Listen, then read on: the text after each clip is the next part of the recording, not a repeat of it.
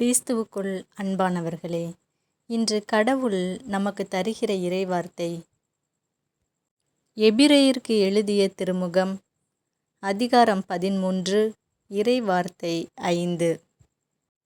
பொருளாசையை விலக்கி வாழுங்கள், உள்ளதே போதும் என்றிருங்கள். ஏனெனில் நான் ஒருபோதும் உன்னை கைவிட மாட்டேன், உன்னை விட்டு விலக மாட்டேன் என்று கடவுள் கூறியிருக்கிறார். இந்த வசனத்தில் கடவுள் 2 முக்கிய கருத்துக்களை நமக்கு தருகிறார். முதலாவது, திருப்தியுடன் இரு. இந்த உலகத்தில் பணம் இருந்தால்தான் வாழ முடியும் என்ற நிலை. நம் தேவைக்கு பணம் இருந்தாலும் கூட மேலும் மேலும் பணத்தின் பின்தான் நம் மனம் செல்கிறது. பின்பு நிம்மதியில்லாமல் அலைகிறோம். கடவுள் நமக்கு கொடுத்ததிலேயே திருப்தியாக இருக்க சொல்கிறார். எனவே நாம் திருப்தியுடன் இருக்க கற்றுக்கொள்வோம்.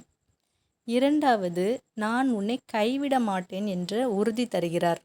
இந்த உலகத்தில் நம் துன்ப நேரங்களில் எல்லாரும் கைவிடலாம், நண்பர்கள் கைவிடலாம், குடும்பமே கைவிடலாம். ஆனால் எப்போதும் நேரமும் கைவிடாத ஒருவர் உண்டு என்றால் அது நம் ஆண்டவர் இயேசு கிறிஸ்து தான். அன்பானவர்களே, நாம் எப்போதும் திருப்தியுடன் வாழ பழக வேண்டும். இருப்பது போதும் என்ற மனநிலையோடு தேவனுக்கு நன்றி கூறினால் நம் குடும்பத்தில் மகிழ்ச்சி அதிகரிக்கும்.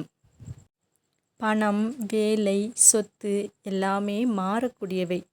ஆனால் நம் கடவுள் நம்மை ஒருபோதும் கைவிட மாட்டார்.